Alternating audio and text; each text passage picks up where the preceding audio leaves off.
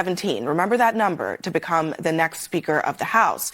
Now, Republican Congressman Ken Buck of Colorado joins me now. He was in that room just a few minutes ago, and he was also one of the 8 Republican lawmakers who voted initially to oust Kevin McCarthy 3 weeks ago now.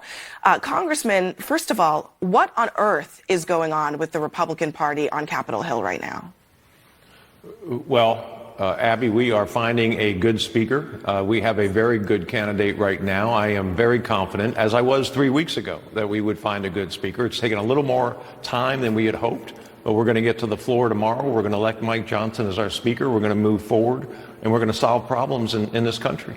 So he's not even close, as far as we can tell, to what he would need in order to actually become Speaker. There were 44 holdouts. According to our reporting, it's believed that about 43 of them were for Kevin McCarthy. That's a sign of serious trouble for him as he goes to the Hill. What happens now? What happens now is Kevin McCarthy embraces Mike Johnson as our next speaker, asks everybody who voted for him to vote for Mike Johnson. Mike will take the floor tomorrow, and he'll get his 217 votes. I think he is the closest of anybody we've had so far to becoming our speaker, and I think he gets it tomorrow. But you, it sounds like you're a supporter of Congressman Johnson, right? I am, yes. One of the things about the last week, when it came to Jim Jordan, one of the things that you said was that you were not a fan of the fact that he did not vote to certify the election. He did not, he bought into the sort of election denialism. I wonder, when it comes to Mike Johnson, I mean, he also didn't vote to certify the election. So how can you support him? Well, no, that's not what I said about Jim Jordan. Jim Jordan did a number of things. If you look at the January 6th report, the commission report, that sort of were election denialism in their highest degree. He sent a text message to Mark Meadows on a legal theory of how people on the floor could vote not to certify the election. He was on a phone call, 2 phone calls with President Trump while the riot was going on. Jim Jordan was involved in all of the not all of the, but much of the post-election activity. Mike Johnson was not. He voted to decertify, absolutely. That wasn't my vote, but I can't. We need to move forward. We have some important business. So you think it's okay for him or any other speaker candidate to have voted to decertify the last election, which was free and fairly won by Joe Biden? I don't think it's okay, Abby. I think it's a mistake, but I think people make mistakes and still can be really good speakers. We're at a point now where we need to move forward and make sure the government stays open, that we fund Israel, we fund Ukraine, we fund the border efforts, and that's going to take a human being in that speaker position. Not a perfect human being, but a Mike Johnson who has done his very best to move issues forward and is a really good person.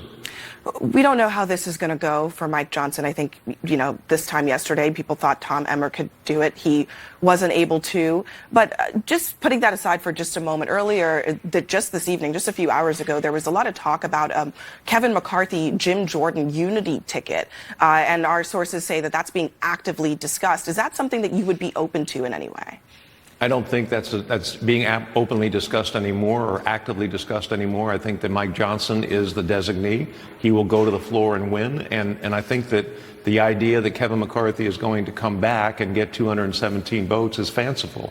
It isn't going to happen. We have somebody. We need to get behind that person, and we need to support him.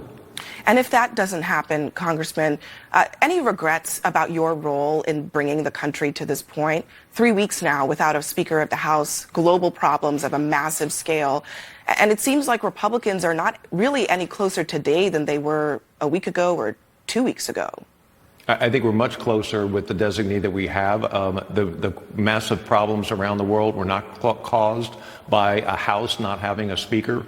The Senate needs to work on the supplemental bill that the president sent over, and then they will send it to the House. And by the time they send it to the House, we will have a speaker and we will be ready to do business. What makes you so confident that Mike Johnson will be able to even get to 217? There are, 43 people voted for Kevin McCarthy. It sounds like in that meeting tonight. Many of them have said they will not vote for anyone other than Kevin McCarthy. What makes you think he can get there?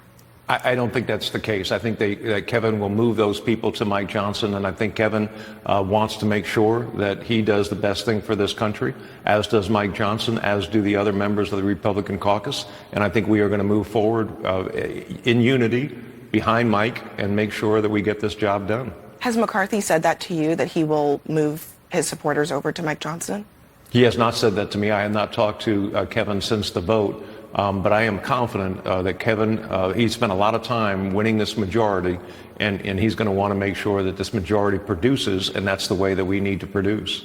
So before I let you go, Congressman, you mentioned that Jim Jordan's actions on January 6th, with the reported plea deal involving Mark Meadows that's being reported tonight by ABC News, do you think that Jack Smith should be asking Meadows about the actions of people like Jim Jordan and perhaps others who are currently in your conference who might have had a role in these post-election activities?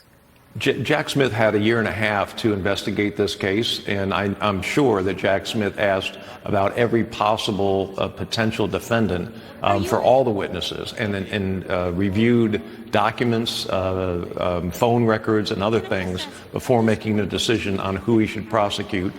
He is comfortable with his prosecution, and I don't think that the prosecution needs to move forward in any way. You don't think that Jack Smith should continue to prosecute former President Trump over the January 6th? No, I'm sorry. No, I meant move forward in terms of expanding and trying to find more defendants. I think Jack Smith is right. He has targeted those he wants to go after, and I think the court process will proceed. Understood. Thank you, Congressman. Congressman Ken Buck, we appreciate you joining us tonight. Thank you.